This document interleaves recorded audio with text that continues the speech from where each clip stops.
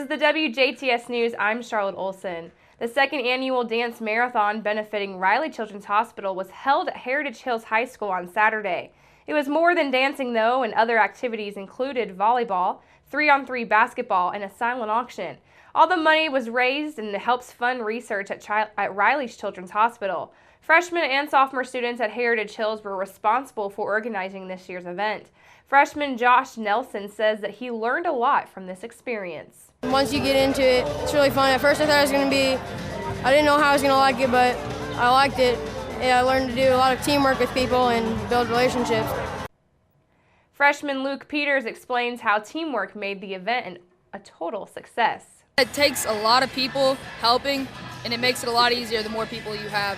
So when we have all these people come together to help, it's really a fun time instead of all that work you would have to do normally. Helping Riley's is what's most important for sophomore Kendall Brown.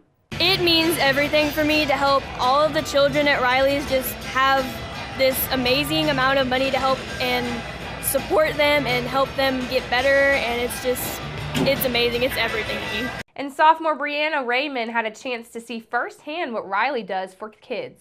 It means more this year now that I've gone up to Riley's and seen the kids. I took a tour while I was up there with Miss Johnson. It's just amazing to see the people that you're affecting right there in front of you, and that was something that I didn't have going into last year, but I had it going into this year, so it's definitely brought a lot more passion into this for me. For co-sponsor Meg Johnson, the dance marathon has extra special meaning. I have an 11-year-old with Down syndrome, and we discovered that she had a hole in her heart when she was about 2, and when she was 4, it was time for surgery, so we went to Riley and had that hole repaired with Dr. Mark Hoyer, and it's just amazing the miracles that they can offer families in the midst of a time that feels really, really hopeless at times. She is also especially grateful to the students and the community for their tremendous support in this dance marathon. Our businesses give and give and give. It is unreal, just the depth of how much they are willing to give our athletics, our special events like this. It's amazing to be such a small community, how much we can do when we all pull together. The goal for this year's dance marathon was to raise $7,000. However, the final tally was $9,094.83, all benefiting the Riley Children's Hospital. A rental home in northeast DuBois County was extensively damaged by a fire of unknown origin early Sunday afternoon. Just after high noon on Sunday, firefighters with the DuBois Volunteer Fire Department were called to the report of a fire at a home owned by Skeeterville LLC of DuBois, located along the 4600 block of Zare Road in DuBois. Public Information Officer Zach Ike Miller says that upon arrival, firefighters found smoke in the home and heavy smoke coming from the eaves at the rear of the 30-by-70 modular home. Ike Miller says that firefighters also found flames coming through the roof over the top of the dining room area. The structure was being rented out to Jennifer Caffrey and Anthony Beckman, who told fire department officials that they had just moved into the home about 6 days ago and had been living in an apartment in DuBois. The two were at home at the time of the incident, and Caffrey told firefighters that she does have 2 sons, but they were not home when the fire broke out.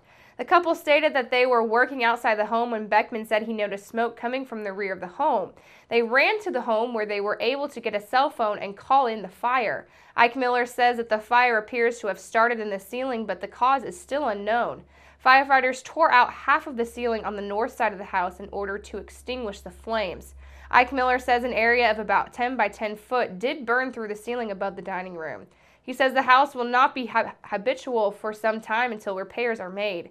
Caffrey and Beckman will be staying in a hotel room furnished by the Red Cross at this time. Firefighters helped move out several of the couple's belongings before leaving the scene. Ike Miller says that the couple at this time are not in need of clothing. No one was injured in the incident, and 3 fire trucks with 32 firefighters were on scene for about an hour and a half.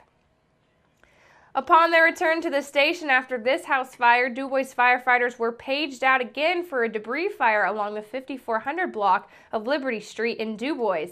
Public Information Officer Zach Ike Miller says that their firefighters found a compost heap that was burning in a garden. Ike Miller says that the heap was actually lit on Saturday, but with Sunday's high winds, the heap reignited.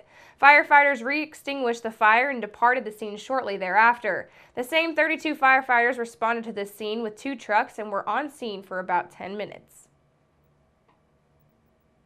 This reminder that officials with the DuBois Water Utility say that due to a line upgrade, a widespread area of DuBois Water customers located in and around the area of Cusco, Crystal, Nicholson Valley, Hillham, and Hickey Grove Road in DuBois County, along with all customers in Martin and Orange counties, will be under a boil advisory beginning tomorrow at 8 a.m.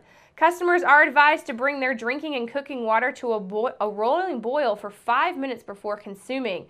Water utility officials say that the boil advisory will be in effect until further notice. They say an announcement will be made once the boil advisory has been lifted. Information can also be found on their website at duboiswater.com. You can also call the DuBois Water Utilities at 812-678-5161 with any questions that you might have. The Ferdinand Chamber of Commerce is pleased to announce and welcome 2 new board members to the dynamic group that's focused on improving communication and member benefits in 2016. Longtime board member Diane Hoppignons was replaced by Amanda Seacard and Mike Bloom. And Mike Bloom took a spot that had yet to be filled from previous years. A native of Ferdinand, Amanda Seacard works at her parents' business in Ferdinand Processing and is in the process of opening the Ferdinand Brewing Company with her husband, Brent.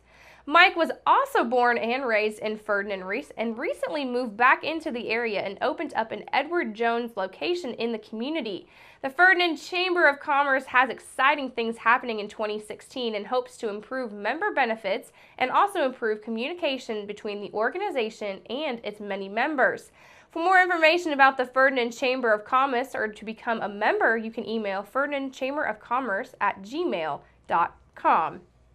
Officials with the DuBois County Community Foundation have released the names of those appointed as officers to the Foundation's Board of Directors for the year 2016.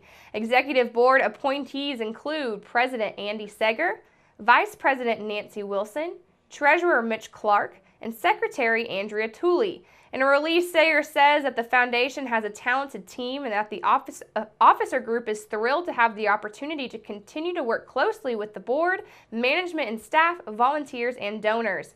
Seger says that the Foundation has experienced significant growth in the recent years and looks forward to counting this success in 2016 and beyond to advance the Foundation's role in the community and to help support donors in their charitable giving, as well as grow and award grants to leading nonprofit organizations and further development a county-wide vision for philanthropy.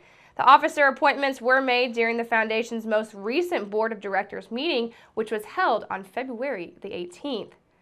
Officials with the Indiana Department of Transportation are planning an upcoming road closure for State Road 257 south of Washington. This will begin March the 7th at 7 a.m. and crews with INDOT will perform a pipe replacement project where workers will be replacing culvert pipes at 3 different locations.